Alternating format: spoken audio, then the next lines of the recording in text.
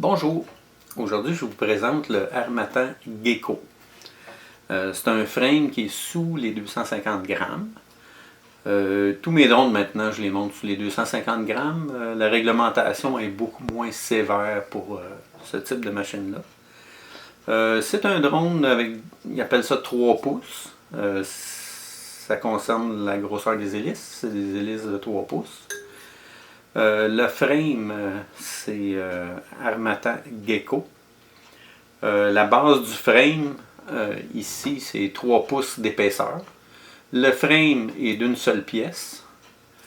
Le couvert sur le dessus, la plaque du dessus, c'est 2 mm. Les montures et le support de caméra, c'est du titanium.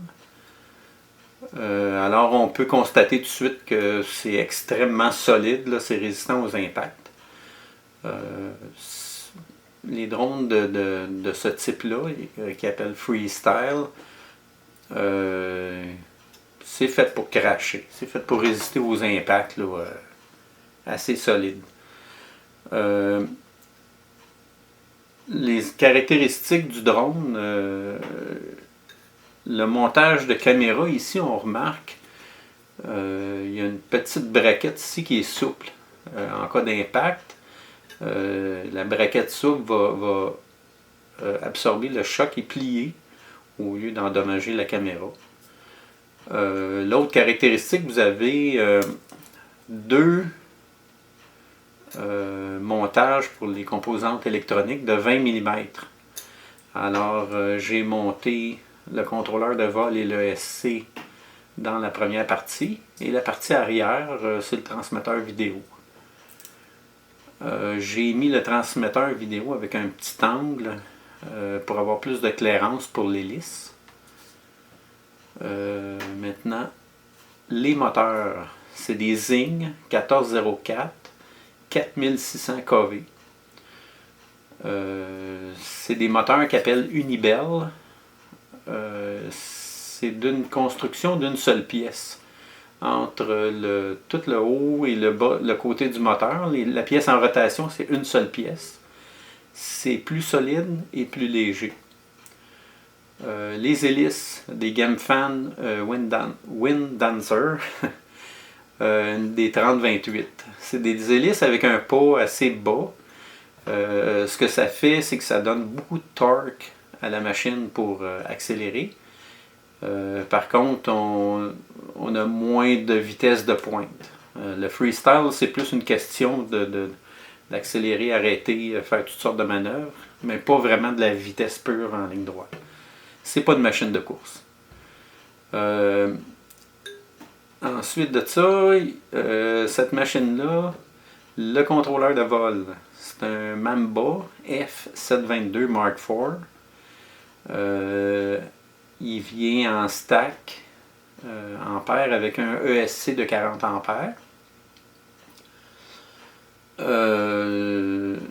Maintenant, à l'arrière ici, on a un vidéo transmetteur HD0. Cette compagnie-là sont reconnus pour faire un système de vidéo numérique HD. Ils appellent ça low latency, c'est-à-dire que la réaction entre la commande du pilote et la réponse qu'on reçoit sur nos lunettes est réduite au minimum. On a plus une sensation directe entre la machine et notre contrôle. Maintenant, à l'arrière de la machine, on a accès à la prise pour programmer le vidéotransmetteur. Sur le côté ici, on a accès à la prise pour programmer le contrôleur de vol sur le côté ici. Antenne TrueRC. Cette couleur-là, ça veut dire qu'elle est polarisée à gauche. Maintenant, les petites choses que j'ai rajoutées sur cette machine-là, vous avez un petit tapis en silicone pour la batterie. Le support d'antenne que j'ai imprimé en TPU, qui stabilise le condensateur qui stabilise le courant C'est spécialement recommandé pour les systèmes de vidéo HD0. Il demande de placer un condensateur. Ça l'empêche les fluctuations de courant. Je l'ai placé à l'intérieur, protégé des impacts. Un autre petit truc aussi, oui, le récepteur pour contrôler cette machine-là, c'est du Crossfire. Crossfire, ça a une extrêmement grande portée. Si il y a beaucoup d'obstacles, comme des arbres, tout ça, ça va aider à garder le contrôle dans des conditions extrêmes. On voit l'antenne ici du Crossfire. Ils appellent ça Immortal T, cette antenne-là. Le Crossfire, il est tout petit, c'est un anneau. Il est en avant de la courroie ici, on ne peut pas le voir, là, mais il est tout petit. Il a la grosseur d'un timbre-poste. La batterie pour alimenter ce drone, c'est une KTES 860 mAh. J'ai choisi cette batterie-là après plusieurs tests de différentes grosseurs de batterie. C'est celle-là qui me donne le meilleur rendement. C'est performant là, en masse. Pour transporter mon drone de freestyle, la plupart des pilotes vont utiliser un sac à dos comme ça. Ils vont attacher les drones à l'extérieur ici, le matériel dans le sac. La plupart des gens utilisent ça. Moi, j'ai été habitué à utiliser des mallettes depuis de nombreuses années. Je suis resté avec mes vieilles habitudes de la mallette. Je trouve que ça protège mieux l'équipement dedans. C'est rigide, c'est étanche. C'est pas dispendieux. Tout est à l'intérieur, facile d'accès. Vous voyez ici, tout est là.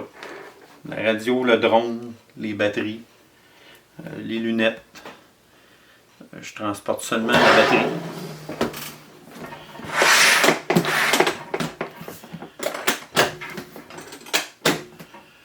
Si vous voulez savoir où acheter ça, Canadian Tire.